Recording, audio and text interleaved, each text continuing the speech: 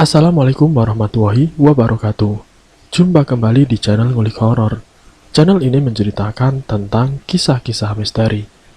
Pada kesempatan kali ini, saya akan membawakan kisah misteri yang ditulis oleh Ed Nafila.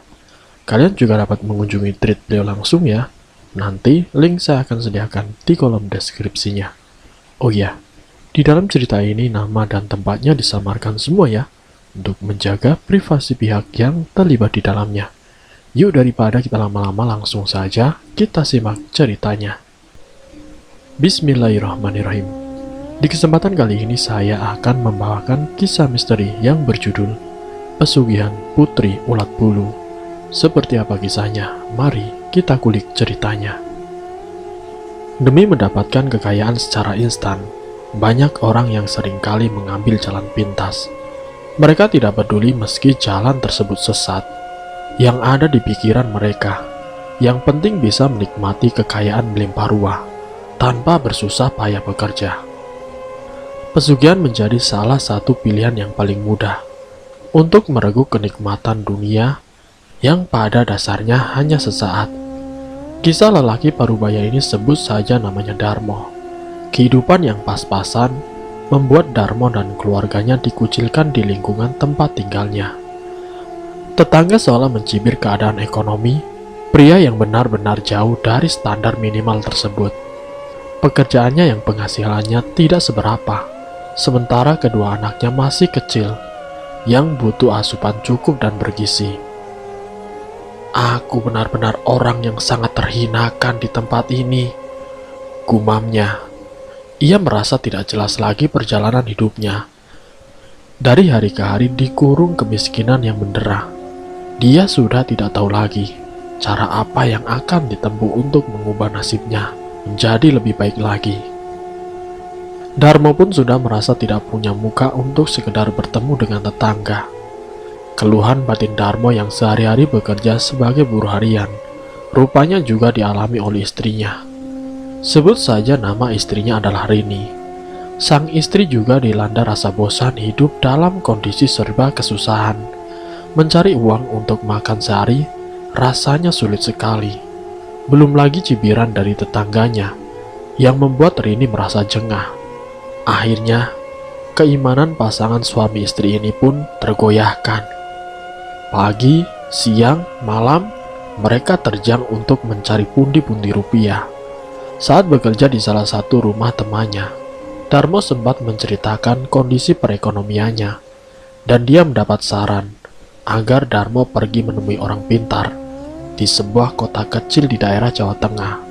Orang pintar yang konon sudah terkenal di kota sekitar sebagai dewa penolong bagi warga setempat yang mengalami kesusahan dalam berbagai hal. Darmo yang mendapatkan saran tersebut langsung menyampaikan kepada istrinya. Tanpa pikir panjang, keduanya pun mencari uang untuk ongkos perjalanan menuju kota tempat tinggal si orang pintar tersebut. Butuh waktu 1 minggu, sampai akhirnya Darmo mendapatkan ongkos untuk pergi ke Jawa Tengah. Dengan mengendarai bus antar kota, akhirnya Darmo sampai di tempat tinggal si orang pintar selepas zuhur. Rumah dengan halaman yang banyak pohon, membuat rumah itu terlihat nyaman untuk berteduh. Kemudian, pintu rumah pun diketuk. Terdengar orang melangkah dan berdeham pelan dari balik pintu itu. Daun pintu terbuka lebar, menunjukkan seraut wajah yang sudah dipenuhi gurat ketuaan. Kakak itu pun mempersilahkan masuk dan duduk, sembari memperkenalkan diri. Panggil saja namanya Mbah Karso. Tepat di depannya, terdapat meja kerja dengan segala aksesoris yang biasa dipakai oleh perdukunan. Sebuah wadah berisi pasir dijadikan tempat untuk menancapkan lidi dupa. Tidak ketinggalan, di sekelilingnya pun banyak sekali sesaji. "Kamu sedang kesusahan ya?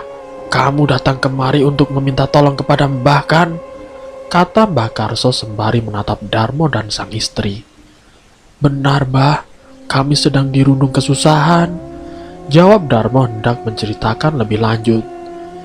Ya, Mbah tahu itu.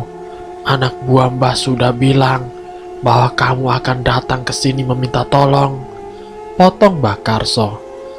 Setelah mereka mengobrol, Darmo pun diminta untuk menginap malam itu oleh Mbak Karso. Karena malam itu saat yang tepat buat Darmo untuk melakukan ritual. Malam ini kamu tidur di kamar tengah sana, tetapi jangan kaget bila sesuatu terjadi menjelang tengah malam nanti.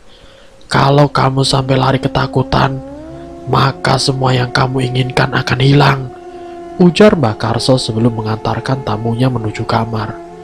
Darmo hanya bisa patuh pada Mbak Dukun itu.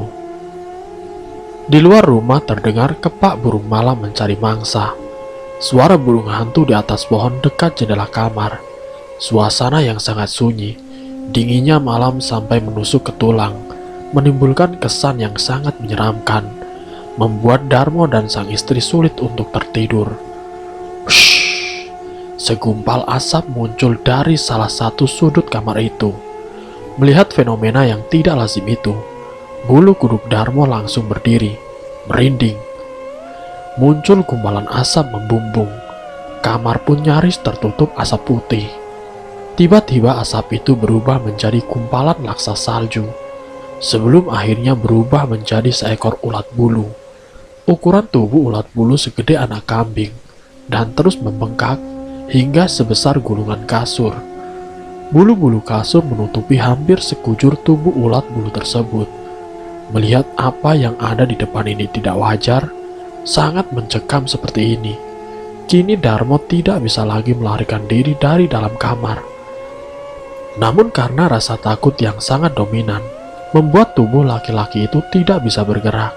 Semua sendi di tubuhnya merasa sulit untuk digerakkan. Tubuhnya seperti merekat kuat di atas balai-balai. Sang ulat bulu pun merayap perlahan, menghampiri tubuh Darmo yang menggulung diri di atas tempat tidur. Lalu serta-merta, kaki-kaki ulat bulu itu mencengkram dan menindih tubuh Darmo yang nyaris mati karena ketakutan. Akhirnya ia pun hanya bisa pasrah, mengira saat itulah dirinya akan dicabut nyawanya oleh ulat bulu berukuran raksasa. Entah berapa lama, si ulat bulu tidak lazim itu bertengger di atas tubuh Darmo. Lendir berbau anggur dari tubuh ulat bulu tercium menyengat di hidung laki-laki itu. Ia pun kini dalam keadaan setengah semaput, alias hampir tidak sadarkan diri karena saking ketakutannya. Berikan aku kehangatan, wahai pria jantan. Begitu desah si ulat bulu yang kini menindih erat tubuh si Darmo. Entah berapa lama, si ulat bulu raksasa menggumuli tubuh si Darmo. Dia hanya pasrah, tidak bisa bergerak atau melawan karena saking takutnya. Tidak disangka, sang ulat bulu berubah menjadi gadis cantik dan menawan.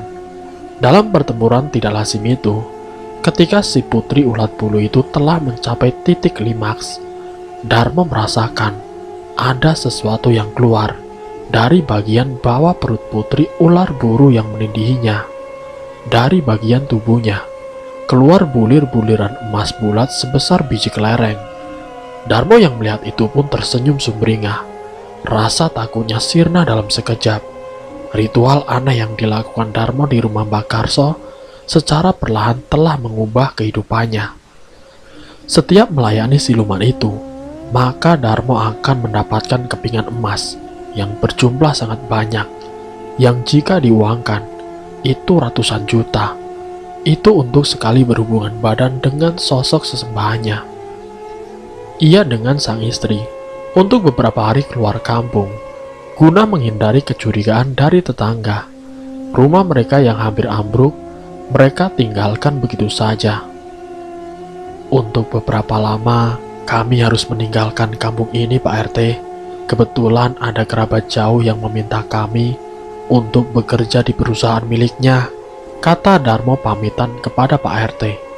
Ia hanya bersandiwara, seolah-olah hendak pergi keluar Jawa untuk bekerja. Syukurlah bila demikian, Pak Darmo.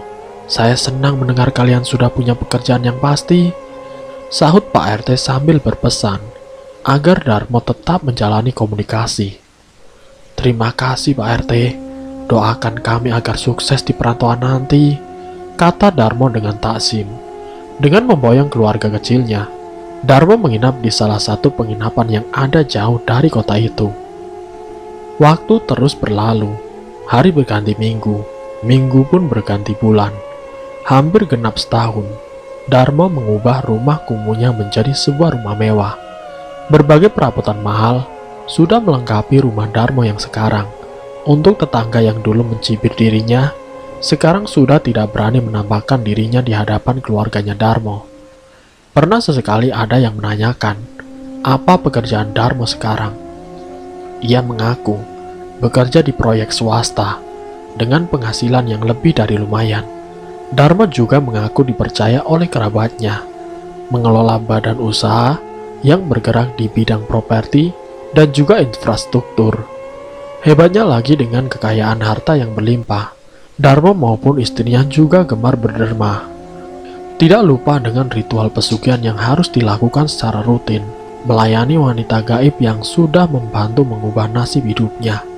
Segala sesaji tidak pernah lupa disiapkan di salah satu kamar khusus, serta minyak misik yang diwajibkan harus ada di setiap harinya. Walaupun ritualnya itu setiap malam Jumat, tapi siluman wanita cantik Mbak Bidadari itu datang sesuka hati, meminta untuk dilayani oleh Darmo.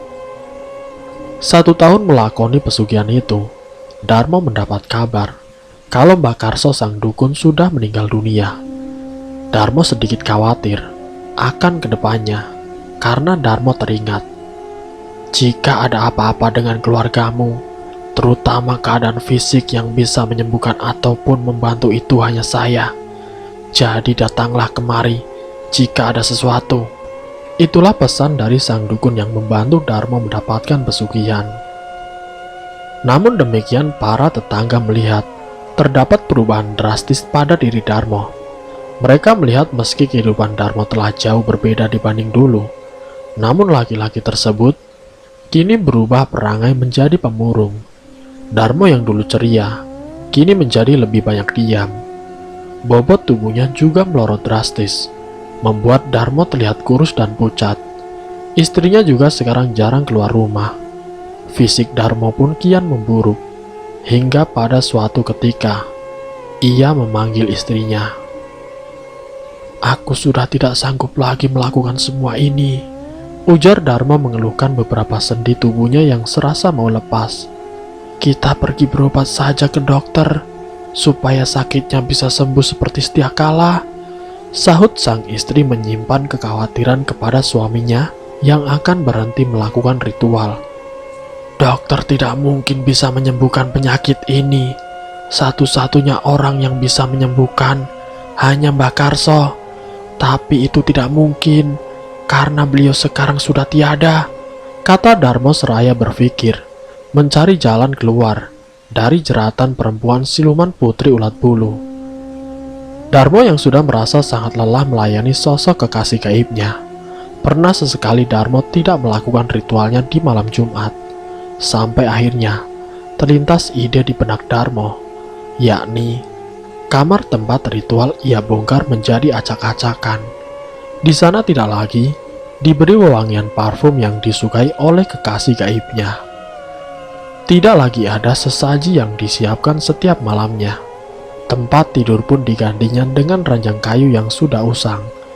Namun ide Darmo tidak berarti apa-apa. Bahkan penyakitnya menjadi lebih parah. Kulitnya mengeluarkan bercak merah dan juga nanah. Darmo tidak kuasa untuk menggaruk tubuhnya yang gatal. Kelakuannya itu justru menambah kesakitan yang dideritanya.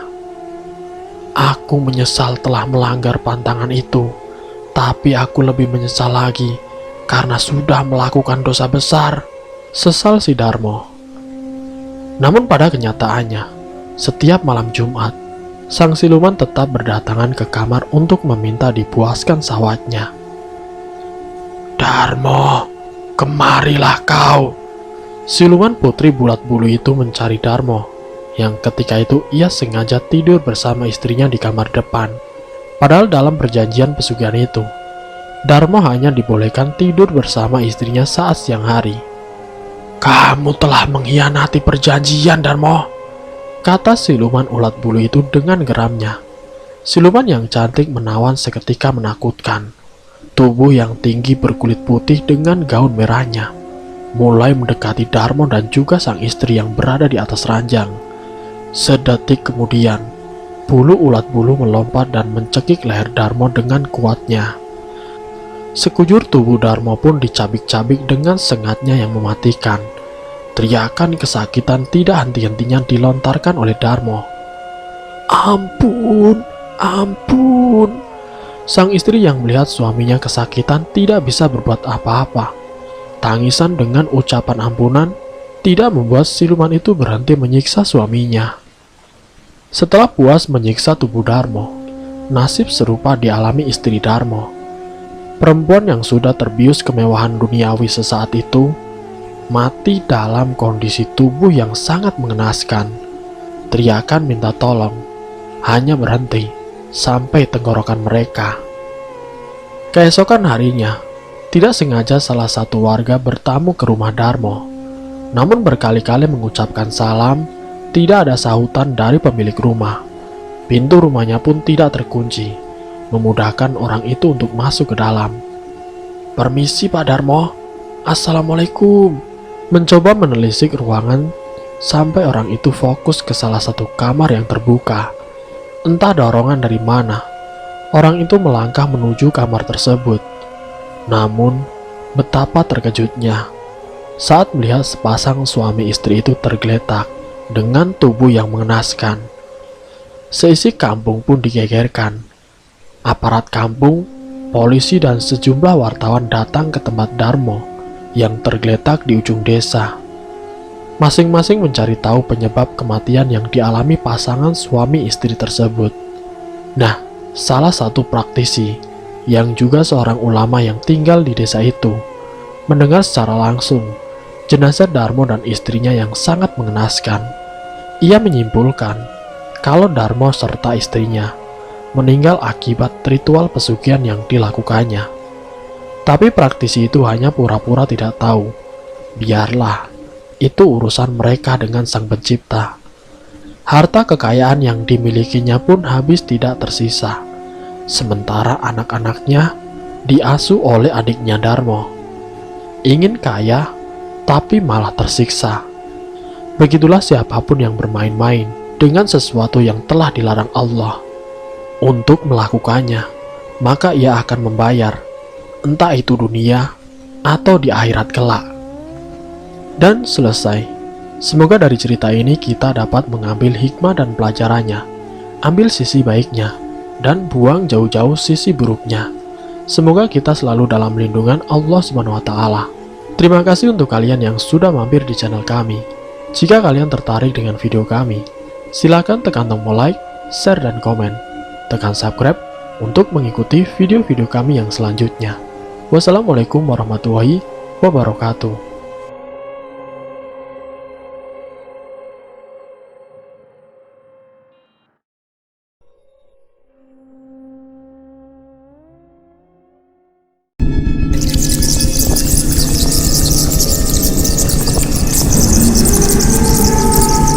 Selamat datang di channel Ngulik Horor.